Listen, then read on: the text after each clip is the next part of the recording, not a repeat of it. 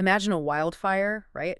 But it's burning so incredibly hot that it actually creates its own weather system. Right. The immense heat just rises, it forms this massive towering cloud, and then that very cloud generates intense winds and literally shoots lightning miles ahead of the blaze. Sparking entirely new fires. Exactly, sparking new fires. So the crisis literally fuels itself. You can't just fight the fire on the ground anymore because, the environment above it has fundamentally changed. And today, we are going to look at a stack of global updates. And what becomes immediately apparent is that our global infrastructure, the systems you rely on every single day, is doing the exact same thing. It really is a profound shift. We are pulling today from the 4 p.m. news brief published by the Daily Tech Reader. Yeah. This is dated July 28th, 2026. And when you look at the events happening around the globe right now, you realize we aren't dealing with isolated incidents anymore. Well, we are dealing with massive feedback loops. Right. And for you listening, whether you're trying to figure out what's happening to your retirement portfolio or just trying to understand why the grocery store feels suddenly less reliable, the mission of this deep dive is to show you the hidden thread connecting all of it. Because the world's physical and digital infrastructures are undergoing a massive simultaneous stress test. Precisely. We are looking at a moment where the invisible systems that keep modern life functioning, the shipping lanes moving global energy, the immense financial plumbing holding up the tech industry, Absolutely. and even the biological resilience of our local communities, they're all being pushed to their absolute limits at the exact same time. Okay, let's unpack this because I want to start with the physical world and specifically how geopolitical maneuvering is directly dictating the global energy supply chain. Good place to start. According to our source material, there's an informal pause in direct airstrikes between the United States and Iran, and it's currently holding. And while that temporary calm is in place, Oman and various Gulf governments are quietly pushing for a new mechanism to govern passage through the Strait of Hormuz. And, to understand the stakes here, you have to remember that the Strait of Hormuz is essentially the central artery for global oil. But what is really critical to note is the specific nature of this proposed diplomatic mechanism. It is entirely conditional. It is unwritten. So no signed ceasefire on the table? None. Yeah. There's no permanent maritime treaty being drafted. The Pentagon is still strictly enforcing its naval blockade in the region, and commercial passage remains heavily restricted. Wow. And Iran continues to assert that commercial ships need its explicit authorization to pass, and Washington has absolutely not agreed to recognize that control. So it's essentially diplomacy by a wink and a nod, which, that feels incredibly fragile. And looking at this geopolitical chess match, and just as a reminder to you listening, we're simply mapping out the board here based on the facts presented in the brief. We're taking absolutely no stance on the policies of the U.S. administration, Ukraine, Russia, or Iran. We're just conveying the factual events as they're presented. Right, just looking at the infrastructure impacts. Exactly. And it's wild to see how diplomatic meetings try to engineer resilience in real time. For instance, President Trump recently met privately with Ukrainian President Volodymyr Zelensky at the White House. Yes, and that meeting covered two really crucial areas. First, obviously, discussions regarding the revival of peace negotiations with Russia. But the second part is what's fascinating from an infrastructure perspective. There's a proposal that would allow Ukraine to actually manufacture its own Patriot missile interceptors domestically. Oh, wow. Right? Rather than relying entirely on imported supplies. Both leaders, by the way, later attended the funeral in Washington of Senator Lindsey Graham, who was remembered by lawmakers as a highly influential, hawkish advocate for Ukraine and national security. That shift toward domestic manufacturing for Ukraine, that really stands out to me because building your own interceptors isn't just about saving money, right? It's about untethering your defense from a vulnerable global supply chain. Exactly. If you have to wait for a shipment from across the world while actively under threat, your infrastructure is inherently fragile. Relying on an imported supply chain during a conflict is a massive vulnerability. You just can't afford that delay. And the immediate ripple effect of all this broad diplomatic activity from the Gulf to Washington, well, it was felt almost instantly in the energy markets. Yeah, the market reaction was basically a massive sigh of relief. Brent crude oil dropped 5%, hitting a two-week low of $83.75 a barrel. Significant drop. Yeah, and West Texas Intermediate dropped down to about $78.55. Energy analysts are even projecting that Brent could approach $80 if ordinary shipping through Hormuz actually resumes. But here's where it gets really interesting, right? Because things don't quite add up to me. The brief refers to this drop as diplomatic pricing, Right. meaning the price is falling purely on the hope of this unwritten Hormuz agreement and renewed peace talks. But isn't that relief entirely a mirage? Well, walk me through your thinking on that. Why a mirage? Well, the source also clearly documents that Houthi military activity is still actively disrupting the Bab el-Mandeb Strait right nearby. Yes. In fact, a Houthi attack just forced Saudi Aramco to completely shut down its Jazan refinery. Right, they had to take it totally offline. So the market is celebrating cheaper gas, but the physical infrastructure itself is still literally under fire. It feels like, I don't know, putting a state-of-the-art lock on your front door, but leaving the walls of your house made out of wet cardboard. That's a great analogy. A ship might clear Hormuz safely, but it still has to run a gauntlet of Houthi missiles right after. What's fascinating here is this severe disconnect we're seeing between market psychology and physical reality. The market is aggressively pricing in optimism, right? Yeah. It sees diplomatic talks and immediately discounts the risk premium on a barrel of oil. But as you pointed out, the structural fragility is entirely unchanged. It's still broken. Exactly. The disruption at the Jazan refinery is the physical, smoking proof that reopening Hormuz would not eliminate the threat to these vital energy routes. Diplomacy hasn't actually resolved the underlying wars. So we see how incredibly fragile the physical supply chain is to a single geopolitical spark. But, there is this dangerous assumption that our digital economy, the cloud, the massive AI boom, is somehow immune to those physical constraints. Oh, it certainly is not. It isn't. It's built on a financial supply chain that is currently stretched just as thin, and the market is waking up to that reality. The stress test moves directly from the physical world to the digital and financial one. And the numbers we're looking at are frankly staggering. They really are. The brief outlines a massive global tech sell-off that swept through Asia. South Korea's KOSPI index plummeted over 10%. And for those of you who might not follow the mechanics of overseas markets, it dropped so fast that it actually triggered a market circuit breaker. Which is a dramatic event. A circuit breaker is an automatic mechanism built into stock exchanges to prevent a total free fall. Right. When a market drops by a certain catastrophic percentage within a few minutes, the exchange literally halts all trading to force investors to take a breath and stop panic selling. They literally pull the plug on the market for a moment. Just time out. Exactly. And Japan's Nikkei also fell about 4.4%. And at the dead center of this storm is NVIDIA. Oh, yeah. They're facing intense scrutiny over something the brief calls circular financing. Let's look at the sheer scale of this, because NVIDIA is reportedly considering $250 billion in financing guarantees for a massive OpenAI data center project. In return, additional discussions involve OpenAI buying up to $350 billion in NVIDIA hardware. We really need to pause and examine the mechanics of this because it defines what a financial stress test looks like. Okay. A complier guarantee means NVIDIA is essentially co-signing the loan for its own customer. Right. They are helping finance the very purchases that drive their own record revenues. But by doing so, they're transferring $250 billion of risk directly onto their own balance sheet. I was trying to wrap my head around this scale, and I keep coming back to this analogy. Is this circular financing essentially a modern version of the old company store? Oh, that's an interesting way to put it. NVIDIA taking hundreds of billions in risk onto their own books just so their biggest customer can actually afford to buy their chips. It feels like an incredibly fragile loop. Very fragile. If OpenAI can't monetize that data center, NVIDIA doesn't just lose a future customer. They are on the hook for the debt. If we connect this to the bigger picture, that analogy highlights exactly why the market is panicking.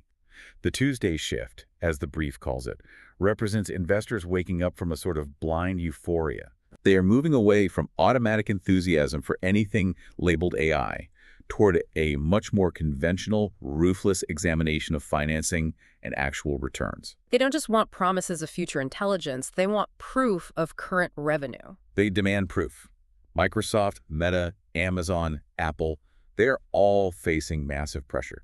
The market doesn't want more long-term infrastructure promises. It wants to see durable operating income. Show me the money, basically. Exactly. And there are three distinct macroeconomic pressures squeezing this entire industry right now, making that proof much harder to deliver. Let's explore those, because this directly impacts anyone holding a 401k heavy in tech. What is the first? pressure. Margin borrowing. The brief notes there is record margin borrowing in the tech market right now. Right. Margin borrowing is essentially when investors borrow money from their broker to buy more stock than they could normally afford. It amplifies gains when the stock goes up, but if the stock starts dropping, the broker issues a margin call. Meaning they force the investor to either deposit more cash immediately or sell the stock. Right, which creates a forced sell-off, accelerating the crash. Lenders are getting incredibly nervous about this leverage, and you can see it because corporate bond costs are rising. Lenders are finally distinguishing between AI growth potential and AI credit risk. And that ties into the second pressure, right? The broader economic environment. 30-year Treasury yields are sitting over 5%. This is a fundamental change in the math of the economy. Treasury yields represent the risk-free rate of return. Right. If you are an investor, you can give your money to the U.S. government and get a guaranteed 5% return for the next 30 years. They have been above 5% for their longest sustained period since 2007. So wait, so if you're a tech company wanting to borrow hundreds of billions of dollars to build massive power-hungry data centers that might take a decade to turn a profit, you have to offer investors a massive premium over that guaranteed 5% just to get them to take the risk. Precisely. High interest rates make borrowing incredibly expensive for capital-intensive companies. It takes all those optimistic demand forecasts and makes them financially dangerous. So you have massive internal debt, incredibly high external interest rates, and that brings us to the third pressure. Raw geopolitical competition. Right. Because while all this financial anxiety is happening in the West, China is making aggressive moves to build its own domestic digital infrastructure. Yes. The brief highlights that shares of ASML, which is a crucial European semiconductor equipment maker, dropped sharply on reports that China has begun producing its own domestic deep ultraviolet lithography equipment. Now, lithography is essentially printing at an atomic level, right? It's the bottleneck of the entire AI war. That's a great way to describe it. Lithography is how you manage to get billions of microscopic transistors onto a single silicon chip. Yeah. Right now, only a few Western companies, like ASML, hold the keys to that technology. It is a massive geopolitical choke point. So if China builds their own viable lithography printer, the Western monopoly over advanced chip making just vanishes overnight. Exactly. And we are already seeing the results of that push. A Chinese memory chip maker named CXMT just had a massive debut in Shanghai, raising roughly $8.6 billion. Wow. The brief even notes that Apple is reportedly seeking assurances that CXMT won't be slapped on an American trade blacklist. Which shows you just how impossibly tangled the global supply chain is. Apple needs these memory components for its devices. China is emerging as a massive competitor producing those exact components. And geopolitics threatens to slice that supply chain in half at any moment. Right. So bringing it all together, the AI industry has to prove its products are reliable and highly profitable right now, because the combination of crushing internal debt, 5% borrowing costs, and intense new Chinese hardware competition leaves absolutely zero room for error. The digital infrastructure is quite literally cracking under the weight of its own expectations. Yes, it is. And speaking of cracking infrastructure, we have to transition to the physical environment. Because while we've been talking about financial feedback loops, the Earth itself is currently generating literal destructive feedback loops that are crippling public health and local economies. The environmental stress test is arguably the most visceral one detailed in this briefing. Remember that wildfire scenario we started the show with? That is happening right now in Europe. Wildfires in France and Spain are burning with such intensity that they are creating pyrocumulonimbus clouds. This is a terrifying phenomenon of atmospheric physics. Yeah? When a fire becomes exceptionally intense, the rising heat and smoke form their own localized weather system. These pyrocumulonimbus clouds produce incredibly strong winds and their own lightning strikes. It's just wild. So the fire creates a storm, and the storm throws lightning that starts more fires far beyond the original perimeter. The emergency fuels itself, and our economic infrastructure is completely unprepared for this to become the baseline reality. Completely unprepared. The brief mentions that Swiss Re, one of the world's largest reinsurance companies, the companies that insure the insurance companies, is warning that premiums may permanently rise for communities repeatedly exposed to these fires. Think about how that impacts you as a homeowner. A higher premium isn't a one-time penalty. It becomes a permanent baseline cost of simply existing in your community. And it disrupts the entire local economy. In France, evacuations around Bordeaux are threatening historic wine-producing areas and causing mass cancellations at hotels and resorts during peak travel season. Right. Even outdoor festivals now require mandatory smoke plans and heat protocols. But, it's not just Europe. Back in the U.S., our public health infrastructure is showing massive structural cracks. The biological infrastructure, essentially. Exactly, the biological infrastructure. In Michigan, health officials are currently trying to manage more than 8,800 cases of an infection called cyclosporiasis, with at least 98 people hospitalized. Cyclosporiasis is a miserable gastrointestinal infection. It causes prolonged fatigue, severe dehydration. It almost always spreads through contaminated fresh produce or water. And this is where the infrastructure failure becomes obvious. Because the symptoms of this infection are delayed, patients can't remember precisely what prepackaged salad or fruit they ate weeks ago. Right, the data is just gone. So investigators are trying to review produce distribution records across multiple states looking for shared suppliers. But modern food logistics are incredibly complex. Oh, absolutely. Your bag of greens might have come from 3 different farms, processed in a 4th location, and shipped through 2 different distributors. The tracking system is so opaque that finding the source is nearly impossible. It is not a medical failure. It is an informational failure within a physical supply chain. And then you look at another health crisis outlined in the brief. Measles has hit a 35-year high in the United States. We're talking 2,318 cases, and 69% of those are people under the age of 20. And the reason for that is critical. National MMR vaccination coverage has fallen to 92.5%. So what does this all mean? I mean, for you listening, aren't these infrastructure failures like the tech supply chain? This raises an important question. That 92.5% number is critical to understand. It has to do with the mathematical concept of herd immunity. Right. Measles is one of the most highly contagious viruses on the planet. Its transmission rate is so high that if even 7 or 8% of a population is unprotected, the virus will find them. Wow. The invisible shield of herd immunity requires roughly 95% coverage to work. So when 16 states drop below 90% coverage, that invisible infrastructure simply breaks down, leaving local communities completely vulnerable. Exactly. When I first read this brief, it felt like a list of random acts of nature or just bad luck, but these aren't random. The food tracking issues with cyclosporiasis, the localized measles outbreaks, they're shared system failures. A localized measles outbreak is essentially the exact same thing as a tech supply chain breaking down, just in a different medium. I completely agree with that assessment. We are witnessing the deep vulnerability of shared systems. Whether it's a foodborne illness spreading untracked because of archaic distribution records, Right. or a localized disease outbreak because the mathematical shield of herd immunity was allowed to drop, the systemic failure is identical. Even the wildfires connect to this. The brief notes that smoke from these European fires travels thousands of miles, causing severe spikes in asthma emergencies, heart attacks, and strokes in communities far beyond the active fire zones. The air you breathe is shared infrastructure. Geographical boundaries simply do not protect us anymore. When these shared systems are stressed, the impacts don't stay neatly contained in a specific zip code, they ripple outward. It's all interconnected. So let's take a step back and look at the whole board we've just mapped out.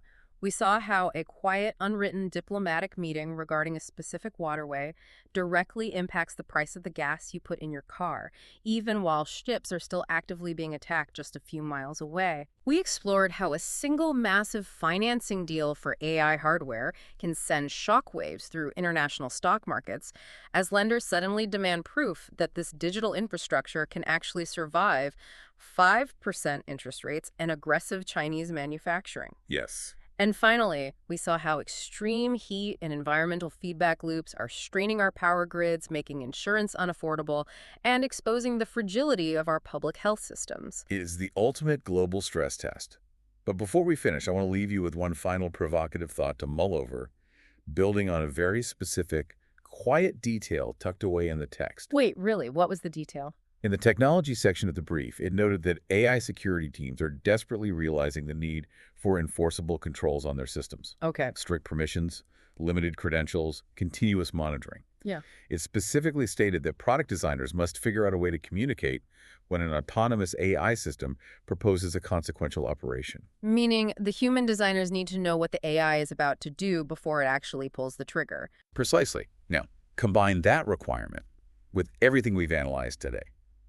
Our physical systems, our financial supply chains, our environmental networks, they are all stretched to the absolute breaking point. Yeah. They are incredibly complex, deeply intertwined, and highly fragile. And the current, unavoidable trend in the tech industry is to increasingly hand over the management of these very systems, optimizing our power grids, routing our global supply chains, managing data center loads to autonomous AI agents. Oh, wow. We are quite literally asking machines to manage the stress test. That changes the stakes completely. So here's the question you need to explore on your own. As these systems become more strained, and the speed of decision-making exceeds human capacity, who holds the ultimate legal liability when an autonomous AI makes an infrastructural decision that triggers a real-world crisis? The accountability problem. Exactly. If an autonomous AI decides to reroute regional power during a massive heat wave to save a critical data center, but in doing so causes a blackout at a hospital, who goes to court? That is a terrifying thought. Or if an AI rapidly reconfigures a produce supply chain to save costs, but that opaque rerouting results in a massive, untraceable foodborne illness outbreak, who is held responsible? Is it the software developer who wrote the code? Right, or the infrastructure owner who deployed it. Or the AI itself? We are rushing to connect our fragile physical reality to autonomous digital agents. But our legal and ethical frameworks have absolutely no idea how to assign blame when the system inevitably breaks. That is a fascinating and genuinely unsettling question. Who takes the fall when the algorithm makes a fatal mistake in the physical world? We'll leave you to ponder that one as you look at the systems around you today. Thank you so much for joining us on this deep dive. As the news brief itself pointed out, the most durable advantage you can have right now is the ability to connect the dots between technology, finance, global security, and physical operations. Hopefully today, we helped you connect a few more of those dots. We'll see you next time.